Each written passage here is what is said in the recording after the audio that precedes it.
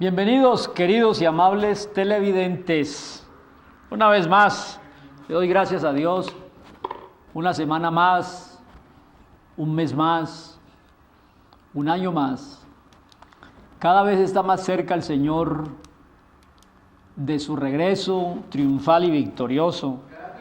Que lo sepan claramente todos los líderes políticos y religiosos, académicos y científicos, hasta del deporte, que sobre la historia y la humanidad hay un solo rey, que es rey de reyes, hay un solo Señor, que es Señor de señores, y es el único que ha vencido la muerte con la resurrección, y su nombre es Jesús, el nombre latino, Yeshua, el nombre hebreo, Yeshua, el Mesías, en griego el Cristo, y en español el enviado, el Dios humanado, Emanuel, Dios con nosotros. Y Él vendrá. Así que este espacio es un espacio de esperanza. Sintonice usted cualquier noticiero, cualquier informativo, en cualquier país del mundo y bajo cualquier régimen y en cualquier idioma, y difícilmente encontrará usted mensajes de esperanza. La única esperanza está dada en el eterno hecho carne, en el Rey venidero y en el futuro glorioso, cuando Él sea el monarca.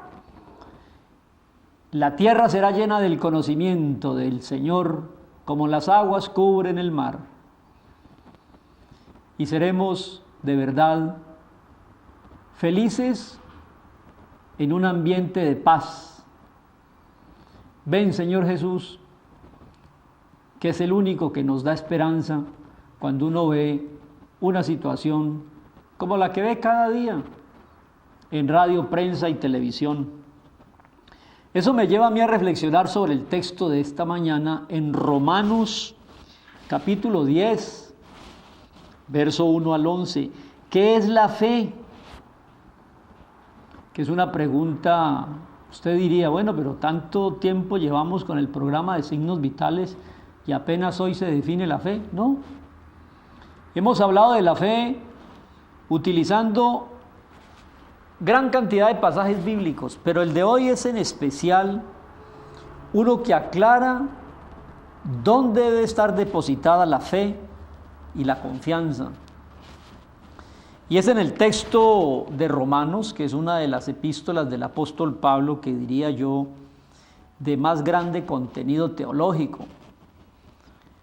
Yo a veces digo que los evangelios, Mateo, Marcos, Lucas y Juan, los 4 evangelios, tienen un complemento maravilloso para los no judíos, que es la epístola del apóstol Pablo a los romanos, y tiene otro complemento maravilloso para los judíos, que es el texto de Hebreos. Si usted quiere como gentil, no judío, entender el evangelio, lea Romanos, o estudie la epístola del apóstol Pablo a los romanos. Verso 1, hermanos, ciertamente el anhelo de mi corazón, dice Pablo, y mi oración a Dios es por Israel, para que Israel sea salvo, porque yo les doy testimonio de que tienen mucho celo de Dios, los israelitas, mucho conocimiento de Dios, pero no conforme a lo que Dios reveló en Jesús. Ellos tienen mucho conocimiento de Dios conforme a lo que Dios reveló en Moisés. Ellos tienen mucho conocimiento de Dios, los israelitas, conforme a la ley y al Antiguo Testamento, pero no conforme a Jesús. Tan es así que los israelitas lo rechazaron, porque ellos ignoraron la justicia de Dios que se encuentra en Jesús y procuraron establecer su propia justicia, y esa justicia de la ley anterior es una justicia que tenía un solo propósito, dice el verso 4. ¿Cuánto diera yo en esta mañana porque esto de la fe se entendiera claramente hoy? El verso 4 dice El fin de toda esa ley del Antiguo Testamento, el fin, el propósito de toda la Torá es el nombre como se identifica esa ley. ¿Saben cuál es el propósito o el fin de esa ley? Es Cristo. Y allí encontramos la justicia para todo aquel que cree. Entonces ahora sí puedo definir la fe. Fe es todo el proceso pedagógico de Dios para la humanidad a fin de que se encuentren con Cristo, con el Mesías, con Jesús, con el Salvador. ¿Qué es la fe? Confiar en Jesús.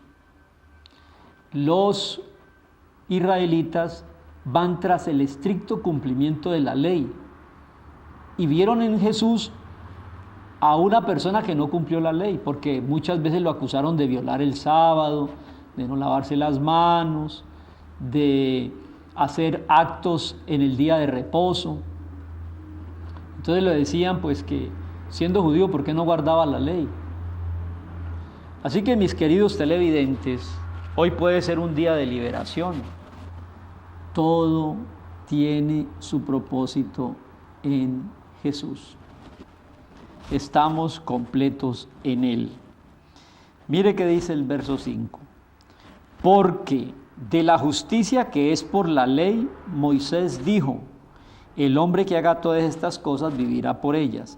Pero la justicia que es por la fe en Jesús, dice, voy a poner mi justicia en su corazón. No hay que subir al cielo para traer a Cristo, ni hay que descender al mar para poder encontrar la verdad. Está cerca, en la palabra, en tu boca y en tu corazón. Y eso es lo que predicamos. Está tan cerca. Yo escuché hace mucho tiempo una ilustración que me gustó muchísimo. Dios quiso esconder la verdad y la gente se fue a buscarla al cosmos infinito y no la encontró. Y bajó a lo profundo del mar y no la encontró. ¿Saben por qué? Porque estaba muy cerca, en el corazón. Y es allí donde tenemos que encontrar nuestra confianza en el Mesías, en Jesús. El que confiese con su boca que Jesús es el Señor y crea en su corazón que Dios lo levantó de los muertos, será salvo. ¿Qué es la fe? Confianza. ¿Confianza en qué? No, confianza en quién. En el Mesías. ¿Y cuál es el Mesías? El que Dios envió. Jesús. ¿Y qué hizo Jesús? Cumplió toda la ley. ¿Qué deben hacer los que están bajo la ley, los israelitas? Encontrarse a Jesús, porque el propósito de la ley, dice el verso 4, es Cristo. La ley, dice Pablo, es como un pedagogo, que mientras el niño está chiquito necesita de la pedagogía para ser conducido hasta la madurez, pero una vez maduro, ¿para qué el pedagogo? ¿Para qué las niñeras? ¿Qué le parece a usted un adulto con niñera? Ridículo. ¿Pero no le parece lógico un niño que tenga su niñera? Pues le parece lógico. Bueno, cuando la ley fue dada como el pedagogo, como la niñera, como el ayo, y nos llevó a Cristo, una vez encontremos a Cristo, ¿ya para qué la ley? ¿Ya para qué el pedagogo? ¿Y ya para qué la niñera?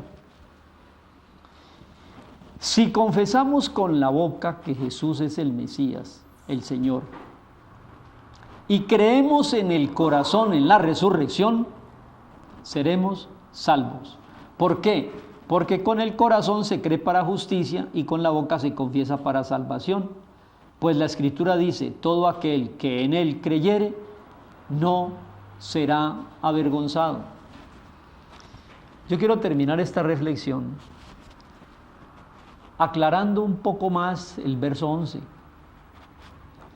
Amable televidente, creer en Jesús como el Dios y el Mesías Es lo más sabio y lo más inteligente que podemos hacer.